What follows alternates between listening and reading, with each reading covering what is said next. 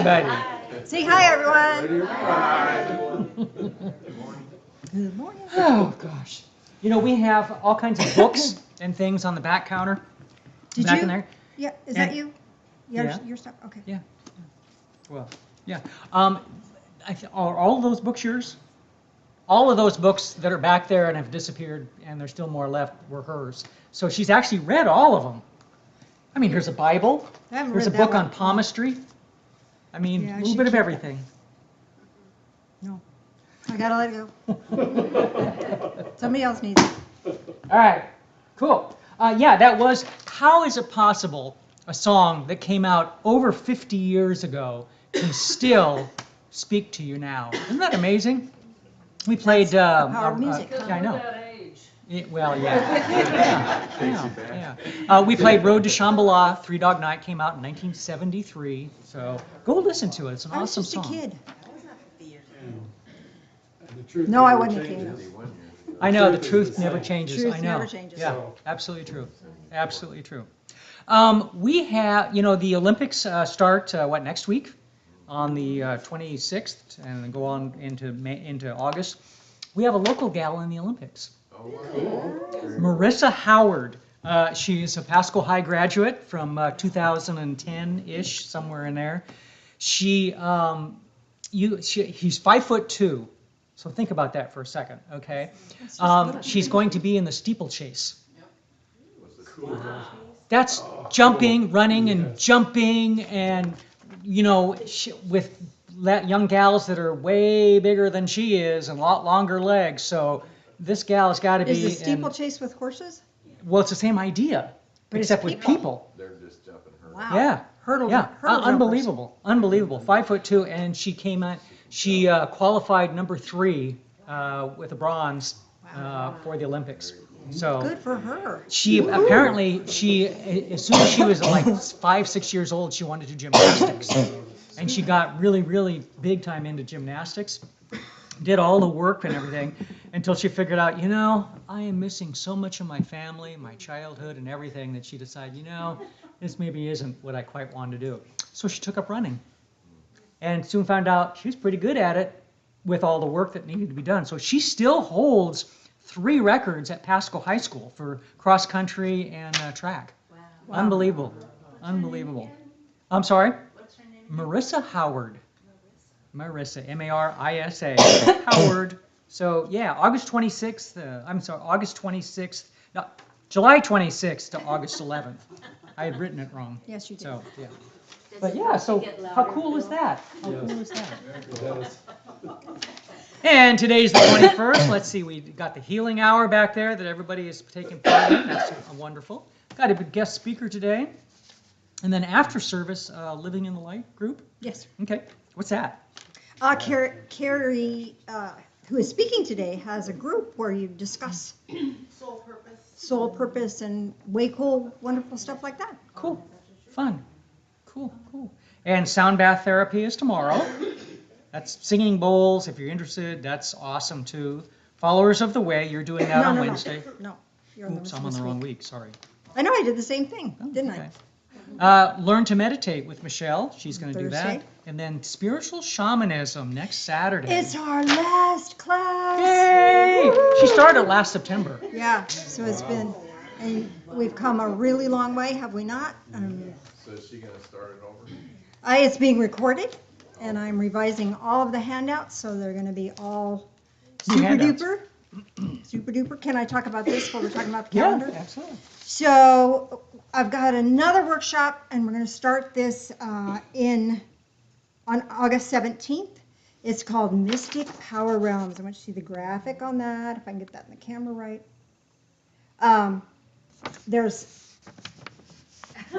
Never mind. So there's handouts in the back on a stand. This is a way cool workshop. I had a visionary experience and traveled to some faraway lands, and it's a whole new way of looking at yourself and other people, and how we hold our own power, and how I might hold my power in a different way than you do. Doesn't make me right or wrong, good or bad, you right or wrong, good or bad, but it's how we do that. And the first is a 3-part workshop. The first workshop is discovering your own true nature. Because when I was growing up, I thought I was something totally different. So I tried to be like the family members that I was in, and I wasn't being true to myself, honoring myself. So this class will help you identify who you really are, so you can really honor your own journey, your own path. And then the second This workshop. is not something new. This is something we've worked on and actually brought out 35 years ago. Yes, yes. They were teaching with different names. They were teaching it at CBC for a while without our authority. Well, yeah. But yeah. That's a whole other story. Interesting. And then the second workshop, we look at how sometimes when we're under stress and trauma, we slip out of our power and we slip into what I call shadowlands. And this is where we manipulate other people or attempt to manipulate other people.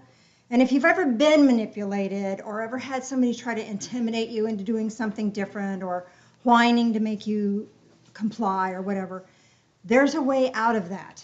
There's a way to identify it and a way out of that. And that was one of the things that emerged from that visionary experience. And then the third workshop is using your personal power realms and all things we've learned in order to manifest the life that you desire. So, question and answer, why do I need this workshop? We're all experiencing a lot of conflict right now, are we not? And a lot of miscommunication. And so knowing our own personal power potential and coming from a clear place helps us navigate our world, even if somebody else is not in a clear place. And how is this different than other personality types of systems? In this visionary experience, I was shown a shadow variety of personality types that mimicked the real thing, but were manipulative and difficult to deal with. By understanding these shadow types, we can identify when people drift into these areas and how to deal with them without getting angry, feeling depleted, or manipulated. Wouldn't that be good to know? And the reason she did this part was because of all of the other personality trait methods out there. None of them, not a single one, even ones that have been taught for decades, have all the answers. There's still, well, what about this person or that situation? Well, they kind of move things, well, it's kind of here, but that's not really an answer. So none of them really answers What questions. happened here was I would talk to people in because they were portraying or looking like this particular personality type. I would talk to them like that and they would react negatively. And I thought, what is going on? It doesn't make any sense to me. I prayed about it every day for 2 years. 2 years. Every day I prayed, please help me understand. Please help me get clear. And that's when the vision came through and everything got clear. So if you've already taken Dream Quest, you've had a smidgen of this. But this is really getting it deep. It's like a tip of the iceberg was taught in Dream Quest just to give you a concept. This is really getting into it, and this will really help you figure it all out. But if you can't attend all the classes, they're going to be recorded. So. And they're really inexpensive. Yeah, $20 a piece. It's just a donation to the church. Yeah, I'm not getting any money for that. So look out for the flyer in the back. Enough of that. Moving on.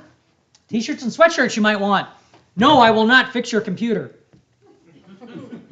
My son should wear that. He should. He used to do that for us. And this one, some of you have seen this before, but it's like an ape walking on kind of all hunched over, kind of on all fours. And then the next Homo sapien type was more upright, and then finally we were upright with spears and everything, and then we started getting a little bit bent over. And then the last one is a picture of someone in a chair bent over typing on a computer. Something somewhere went terribly wrong.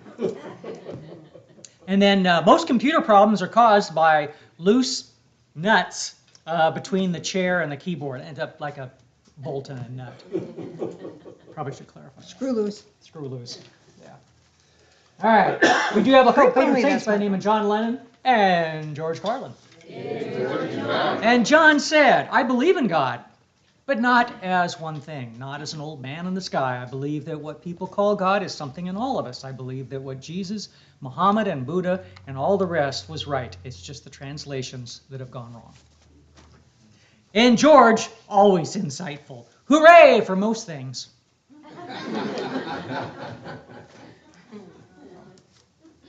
Okay, Okay, hooray for you. I know. 1 in 3 Americans bite their fingernails. Told you you'll learn stuff you come to church. It's important stuff. A wise man hears one word and understands 2. It's an old Jewish proverb. Every individual or national degeneration is immediately revealed by a directly proportional degradation in language. Joseph Mister, 1753. There are people who, instead of listening to what is being said to them, are already listening to what they are going to say themselves. True. That's always true, too. Yep, that's why they call it rebuttal. Okay, But, there's But. a big but, but, with 2 T's. where am I? Maybe we can never Took a minute. No, I'll just lie. It seems to me we can never give up longing and wishing while we are thoroughly alive. There are certain things to feel to be beautiful and good, and we must hunger after them. Get your facts first, then you can store them as you please. Mark Twain. Mark Twain. Oh, sort of, I thought you said sort of. Distort. Distort. Distort. He's out of sorts. I know. Get your facts straight, then you can distort them as you please. Most people are as happy as they make up their minds to be. Abraham Lincoln. Thanks, Abe. Thanks, Abe. Okay, dad jokes, little kid jokes. Some of these are just kid jokes. What can I say? What can I say? We're all big kids, right? Yeah. What did E.T.'s Don't grow mom say when he returned home? Where on earth have you been? Oh. That's a Why good do one. Martians drown in hot chocolate? They don't float? They sit on marshmallows. Marshmallows. How does the moon cut his hair when the sun gets in the way? Eclipse it. Yup. Why did the space shuttle pilot eat beans every day? Didn't want to run out of gas. Come on, these are not hard. Don't make any sense, but it's not hard. Okay. This is a group of 4 to 8-year-olds. What does love mean? When my grandmother got arthritis, she couldn't bend over and paint her toenails anymore, so my grandfather does it all for her every time, even when his hands got arthritis too. That's love. I think I did that one. I lost track of where I was here, so I'm just doing them all. When someone loves you the way they say your name is different, you just know that your name is safe in their mouth. Oh. Billy, age 4. Keri, age 5. Love is when a girl puts on perfume and boys put on shaving cologne and they go out and smell each other.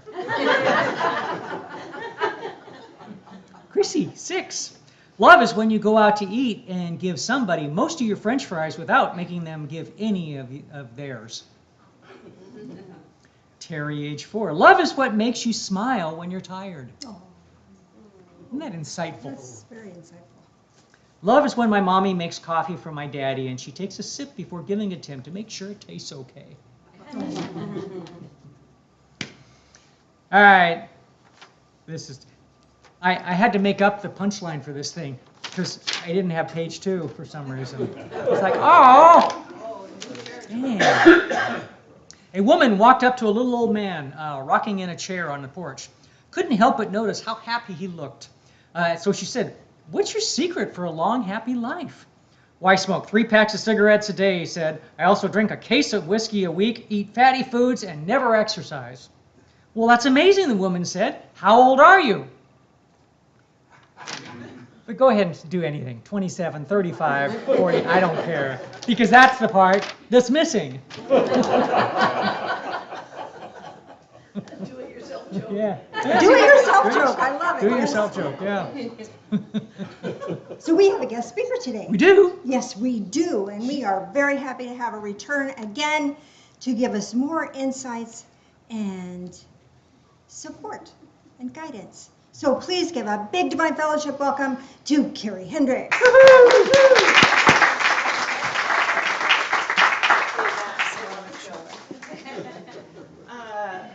Anne didn't get, unless you walked in.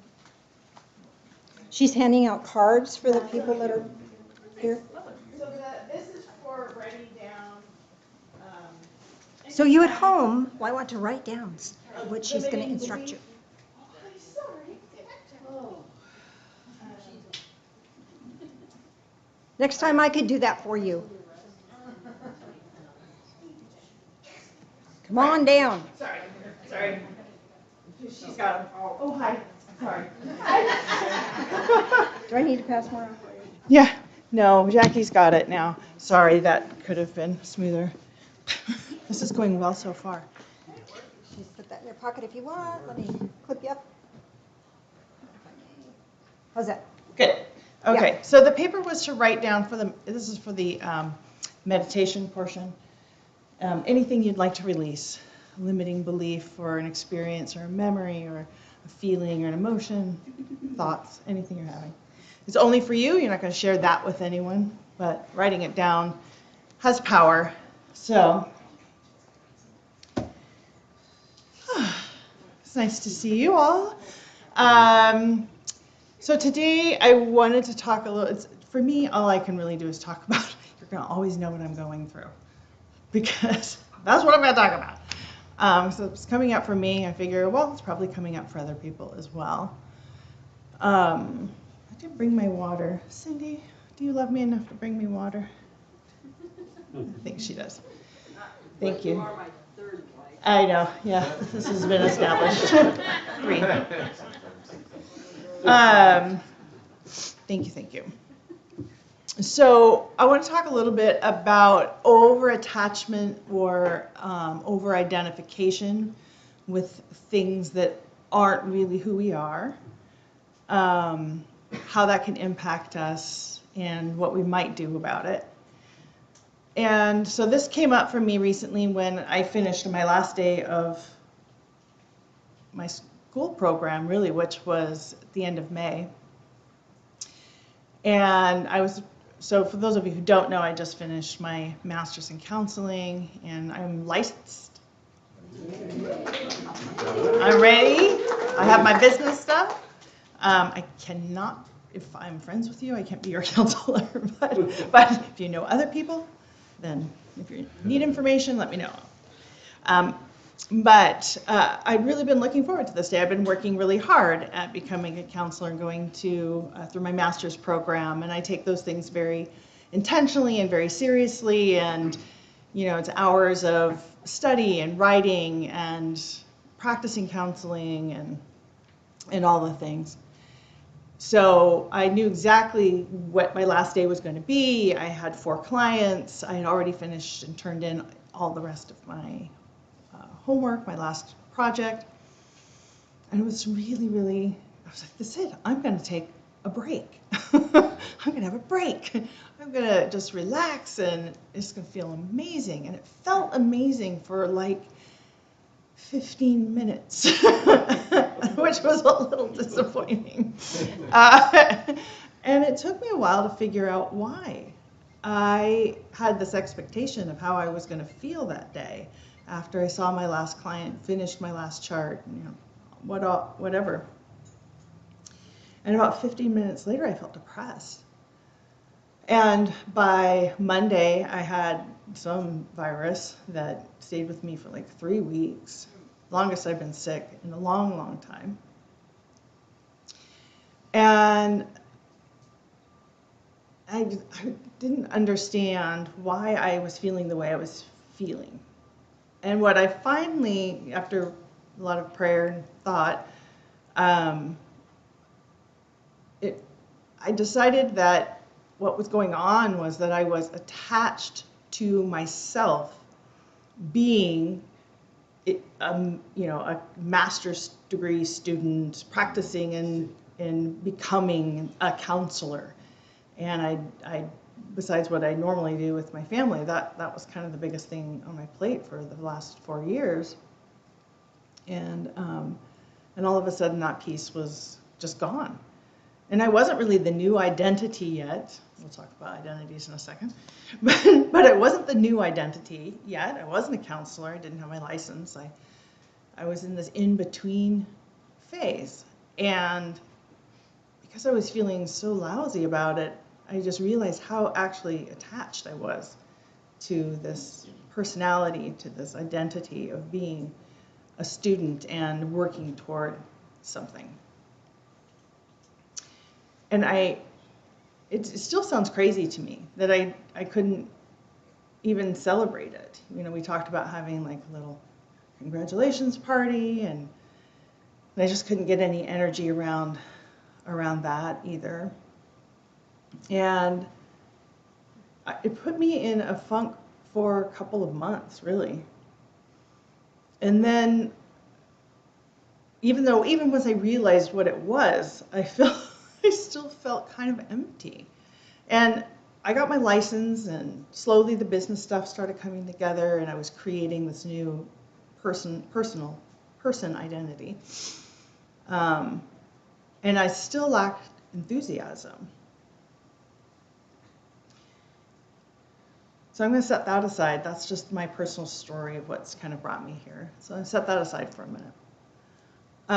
The other thing that's really important to me, or that I try to focus on, is being in flow with the universe, with Christ consciousness, with God, knowing that all things are created by and exist in that energy. And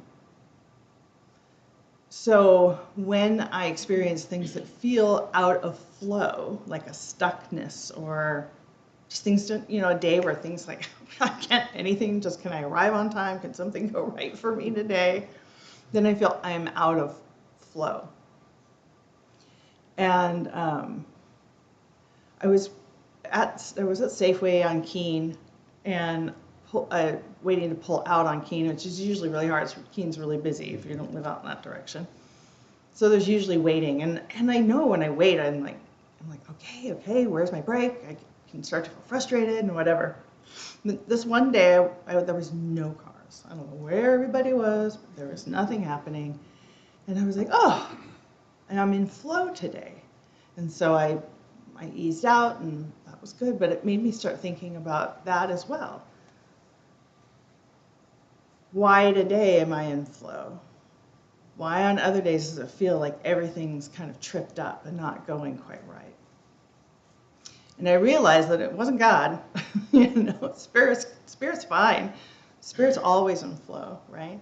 But it was me. It was a disconnection between myself and what is.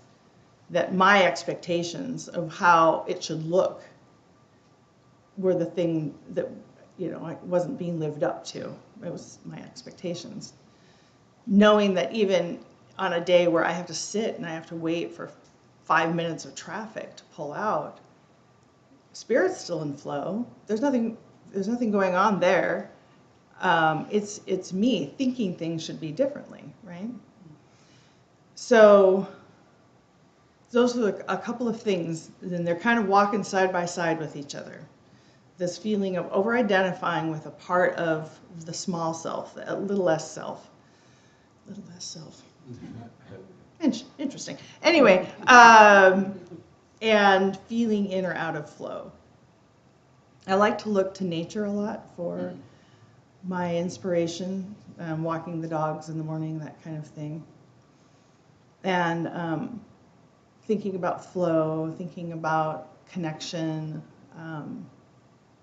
just why I still felt disconnected, even though I had realized that I was connecting with a very egoic part of myself. And I was walking the dogs, and I saw this hawk. It was pretty big. It could even have been a gold eagle. But I watched it in the sky. Well, there's two bird situations. This is one.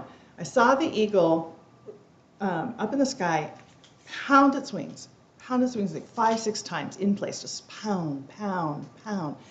And then it's like it took off and it floated, as we know they do. It floated, it wasn't flapping its wings. It was floating on the air looking for its food.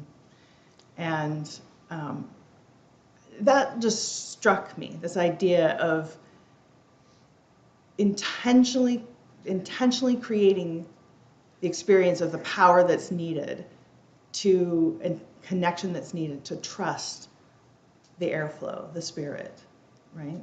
So that was one thing. Another one was these white, it had to have been geese because I could see them and they were quite far away. But I was watching them as they shifted position naturally and flowed and made shapes in the air, and just the way they moved together in perfect harmony. And they didn't have to think about it, right? The eagle wasn't thinking about it. It was doing what it does. So for me, I know that when I feel out of flow, it's a dissonance within myself. It's not reality. That to get back to that space is about connecting with who I really am and letting go of who I think I am or who I thought I was, or any experience that might be holding me back because I've attached myself to it. It's not always as easy, as easy as going, oh, I was just attached to my ego. Well, I'll stop that now. I wish it was. For some of you, it might be. And good for you. We could trade places. But for me, it wasn't. It's really taken some time to allow myself to feel the way I felt, just to feel disconnected, and try to remain in a state of curiosity and compassion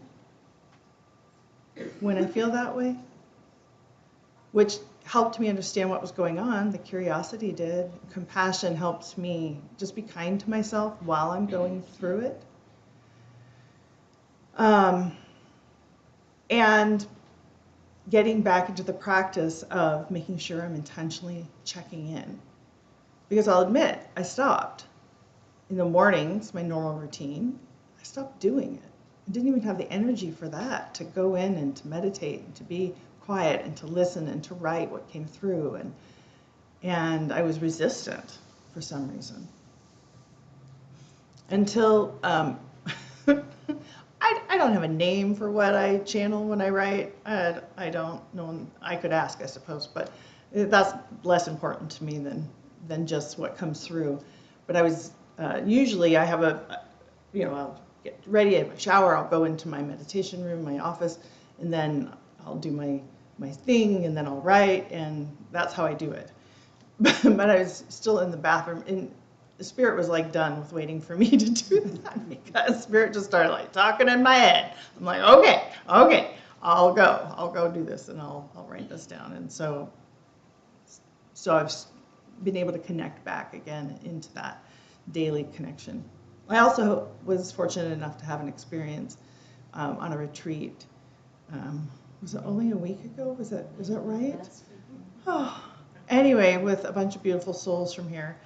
And that helped me connect as well, because I was with like-minded people, and we were intentionally being in that spiritual space. And I wasn't alone. We're never alone, but we can feel it, right? We can feel alone.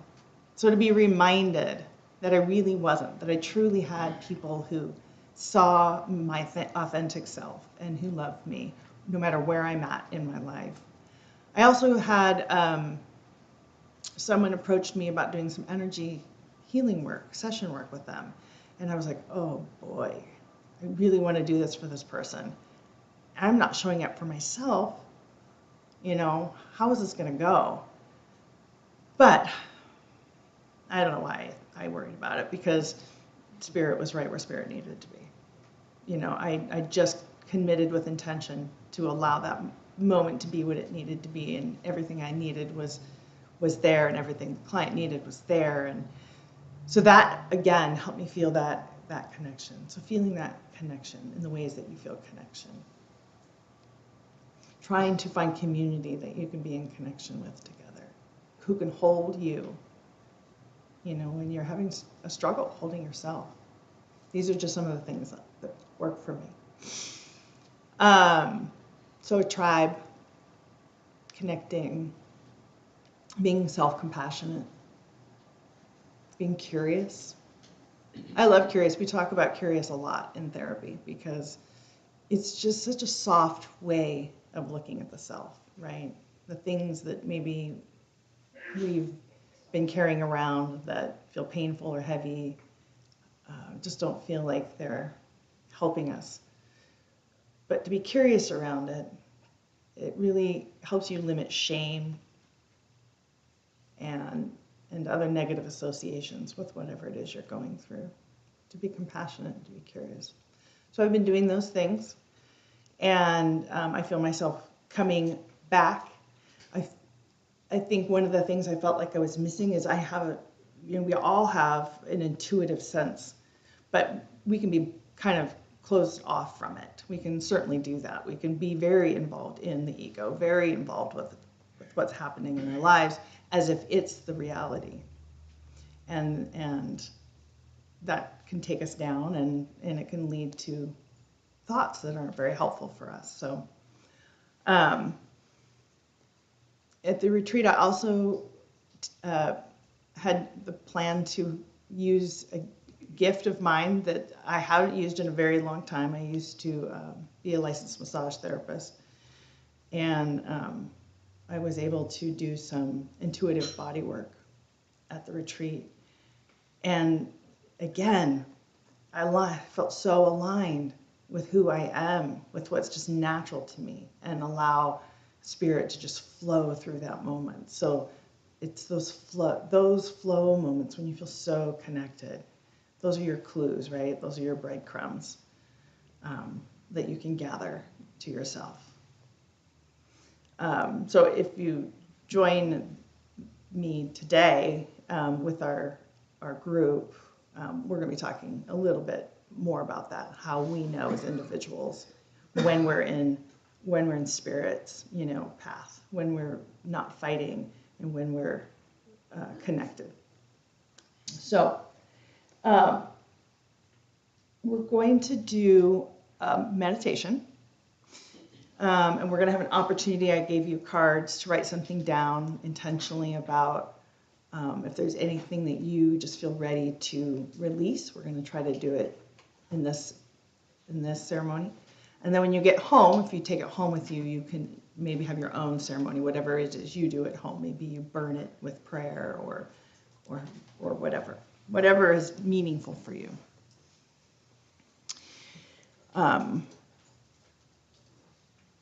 So, maestro, lights, dim the lights, play the music. If you're still writing, that's okay. We'll take just a second here. If there's something you want to write down.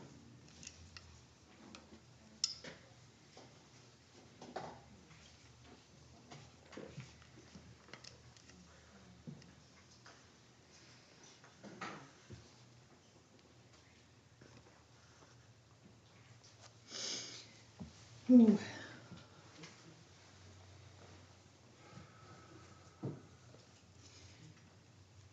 So when you are ready, find a space to be comfortable so that your body feels fully supported.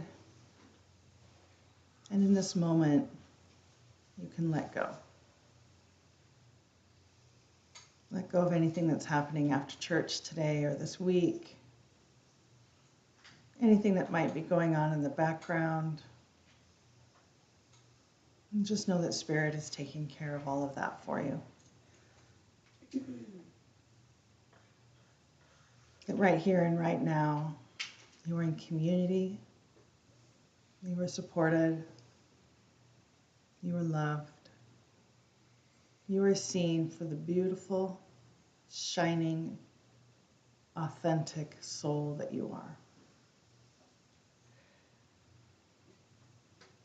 And from this space, I want you to begin to walk down a path. That path is of your making, however that appears to you is just right. And ahead of you is a forest of trees. And you can feel the magic, the enchantment of the trees from where you are. You know that it's a special place.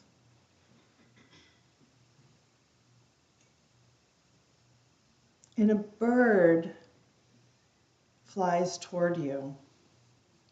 And it might be a white dove, or an owl, or maybe a robin, a blue jay, a red cardinal, or even a stork.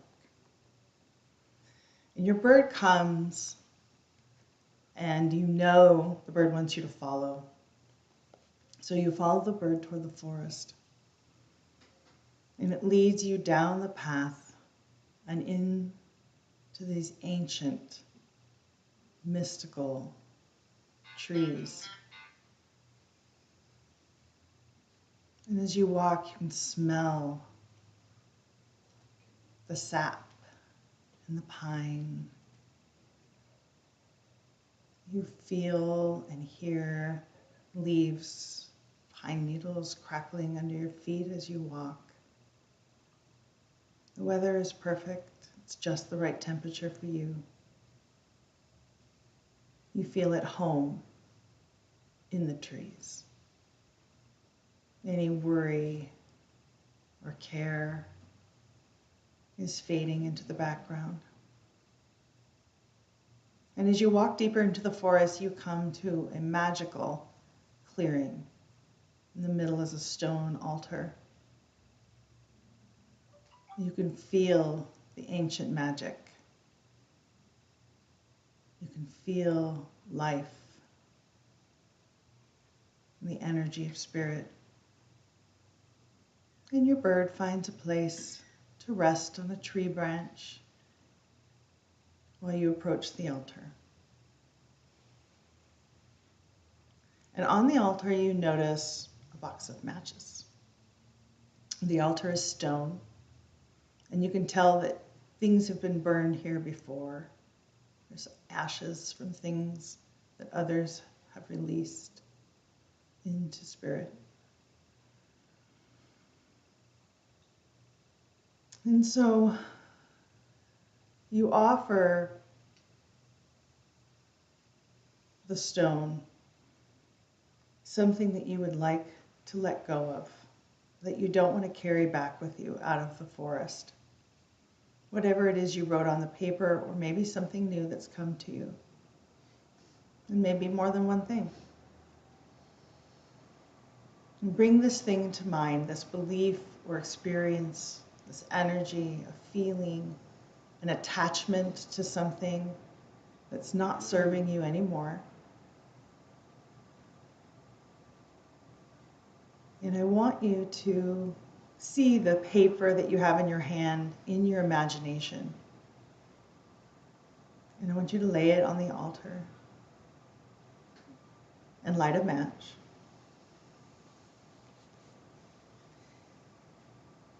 And you can think these words or just feel these words along with me as you burn your piece of paper.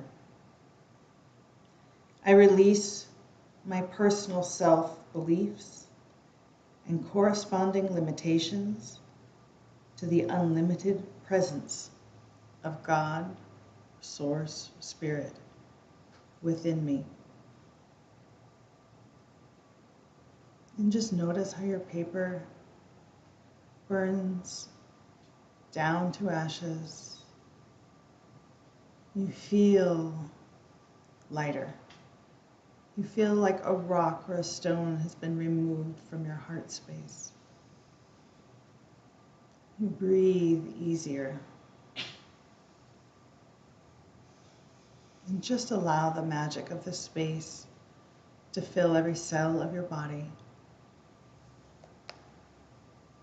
And know this: since I dwell in God and God dwells in me, God's nature to create new beginnings is individualized in me to empower my body, mind, and soul to be successful in creating new beginnings in my physical life and beyond. We let go of the old.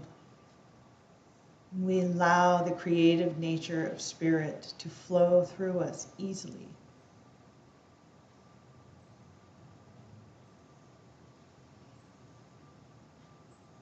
And when you're ready, you can thank your bird guide. And you turn to leave the altar, back into the magical trees, and back down the path till you re-enter this time in this space.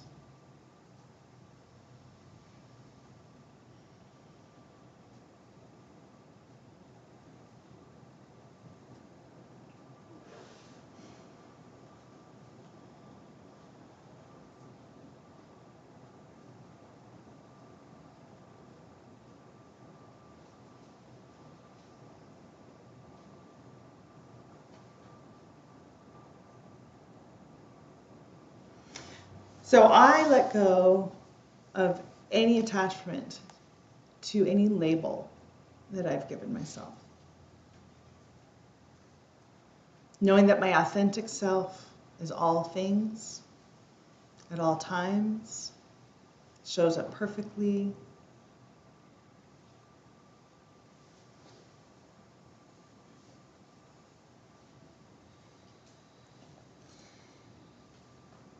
I will go through the birds because I have some words that came with them. But if anyone wants to share what they let go of, they feel that that would be meaningful to do for yourself or others, we can do that.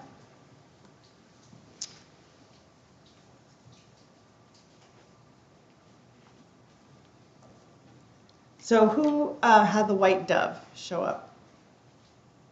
Anybody? Owl?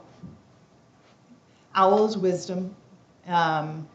So you will have wisdom around any situation that might be on your heart so that you know how to proceed. A robin? The robin was new beginnings. So again, this is like letting go of whatever it is that you let go of. It will feel then like a new beginning, filling that space. Blue jay. This was beauty. So surrounding yourself with the things that make you feel good, that are beautiful to you, and having more beauty in your life is medicine. The cardinal, the red cardinal. No. Anyone have the stork? No, we all have different birds. I had a phoenix. You had a phoenix. Well, rise, woman, rise. Yep. And you take everyone with you, so we appreciate that. Thank you. Mm-hmm. How about a raven? Wow, ravens are pretty strong medicine.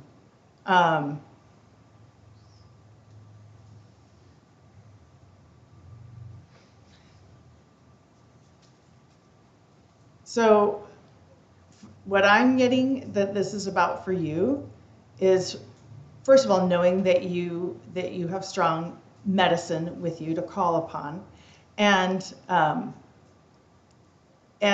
knowing how to get out of the box is what I'm hearing. But so whatever situation comes up for you that feels like it's not working, that you have everything you need to figure out what's not working and to have the needs met. Yes. I had a hawk. You had a hawk. So spiritual perspective and connecting in with that. Mm-hmm. Bluebird, a crow, and he came and sat on a book that was on the altar. Oh, wow. I feel like then there is a prior wisdom that you've connected to before, knowledge, that would be helpful to you now, and the crow is pointing you in that direction. Mm-hmm. Bluebird. A bluebird.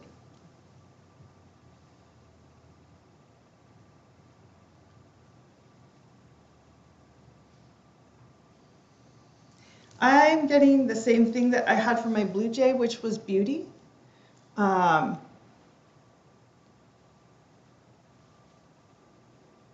Really experiencing the beauty in nature, that is soothing and healing.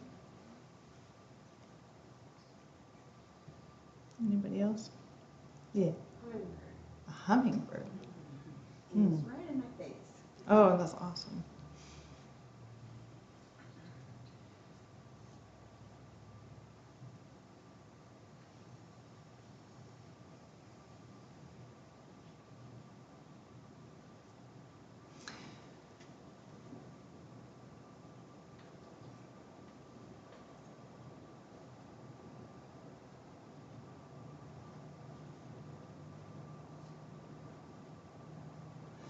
So what's coming is that the hummingbird's trying to get your attention, and it wants you to follow it.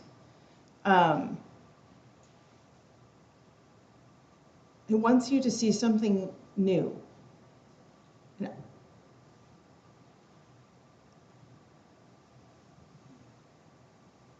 So I think that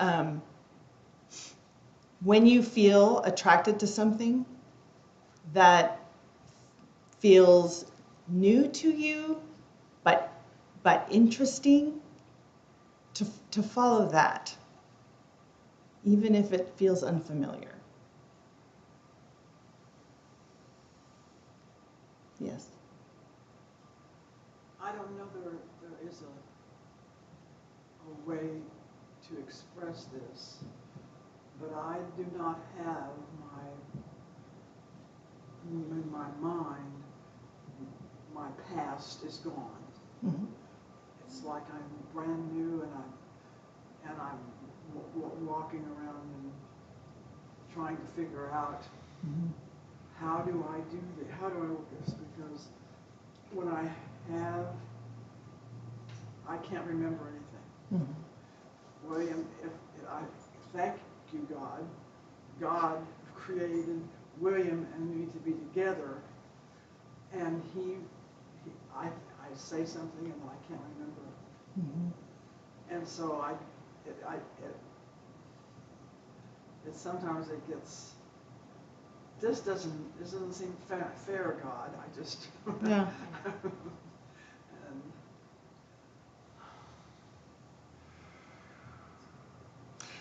And what I want you to know is, though we can't take that from you, which we all would if we could, but we walk with you. And you are such a treasure. You are such a joy. You are love personified. And you give that. What I learned from you is that this is the only moment that counts. And the interesting thing is as you speak, things do change. But when I'm in that place of, oh, for me, or that God steps forward and makes it right. When I come to church, and when I speak to people and talk to people, and God gives me a hint of who's open and ready to hear what God has to say to them. And I go, and we talk. Mm-hmm. And yet at home, when the thing that's just the common things that frustrate me, Mm-hmm. because I don't have the complete. Just like this morning, coming over here, my right foot, my right leg went whatever that word is. Like to sleep. Yeah. Mm-hmm. I mean, and I had to put a thing on it, Mm-hmm. my lotion Mm-hmm. on it, for it to stop. Oh. And so, anyway, it's just. Well, we love you, and we. I know, that's why it's, and I appreciate it so much, and thank you for giving me a stab at experiencing, as others are, that I can It's okay. God has got it. God has got it. I like that. I couldn't have said it better myself. God has got it. God has got it. God has got you. Yes. I didn't want to leave the altar. Oh. It burned. I felt great. Mm-hmm. I didn't want to leave. Neither did the bird. I didn't hear that last part. Neither did the bird. Neither did the bird. Oh. You have my permission to stay as long as you want. Stay at the altar with your bird. Go back and go back to the altar. So thank you for having me. It's after 11. So I'm going to give this back over to Janice. Let's give Keri a big divine thumbs.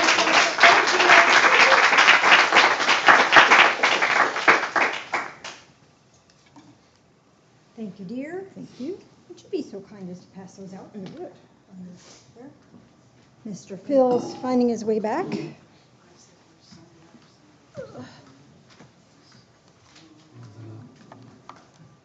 This world of, and then something happens. So we're going to do communion. I want to share with you a quick Bible verse, really quick. Verse is one of my favorites. Yeah, they all are. Well, not all, but anyway. Oh, but Psalms is always cool. Psalms is really cool. It talks about a blessed person.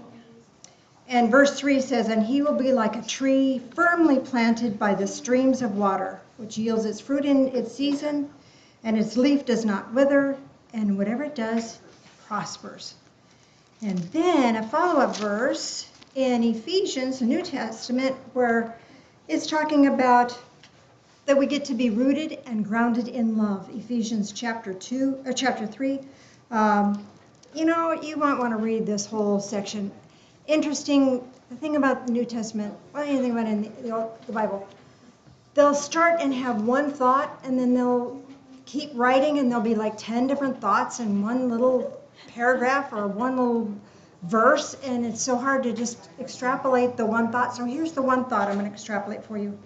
"So that Christ may dwell in your hearts through faith, and you, being rooted and grounded in love," because Christ is love, "may be able to comprehend the breadth and length and height and depth, and to know the love of Christ, which surpasses knowledge," blah, blah, blah. And then verse 20.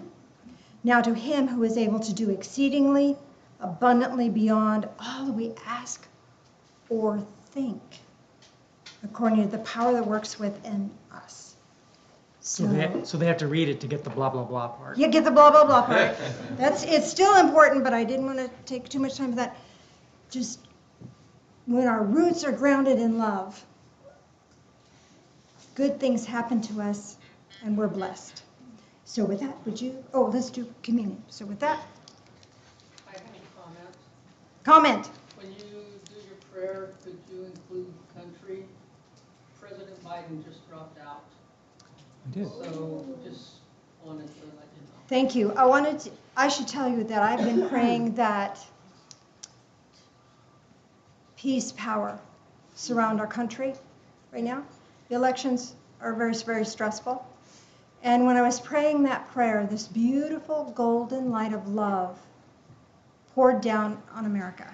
So whatever's going on in the world, whatever's going on in our country, all the chaos of all of this, when we're rooted and grounded in love, we can access this beautiful peace power, keep our own peace, and walk a path of power and be blessed.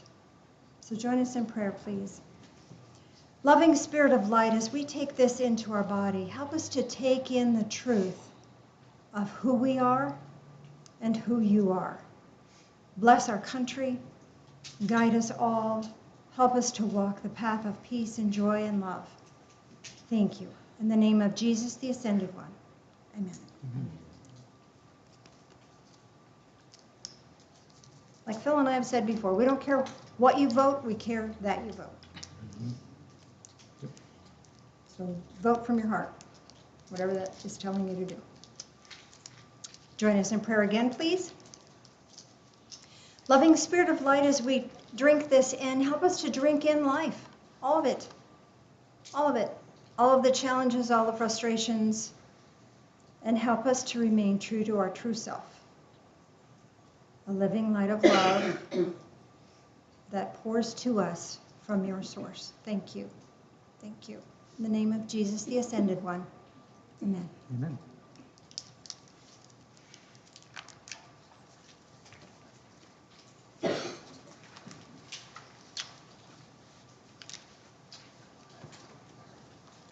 Thank you. Probably need to have.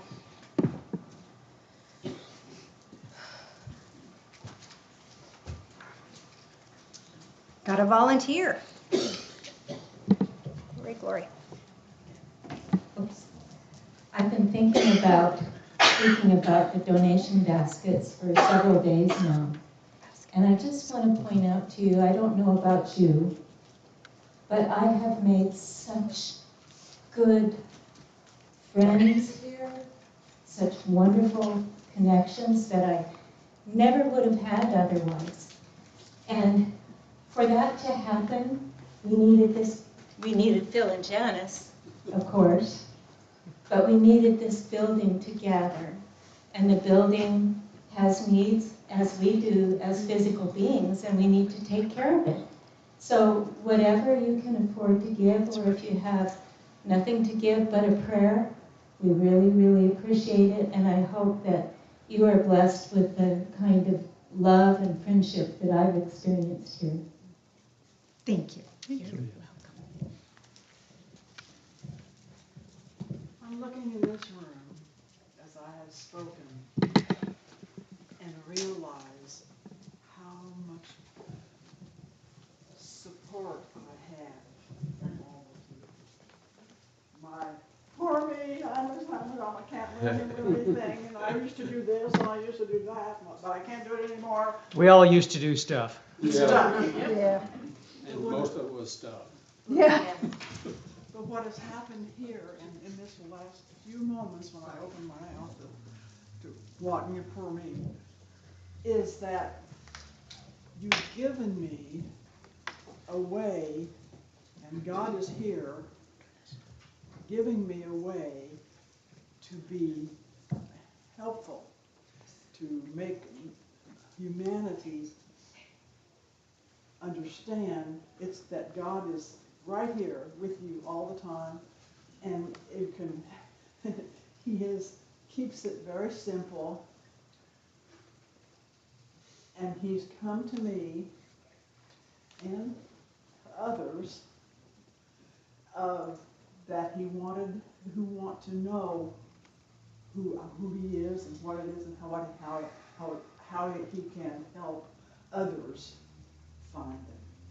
Sandra, I have a beautiful thing for you. This is from the Ancient Ones calendar. Listen to this today. Okay. For July 21st. Let the real you shine through any circumstances you may face. And that's what you've done. Let's give Sandra a big hand.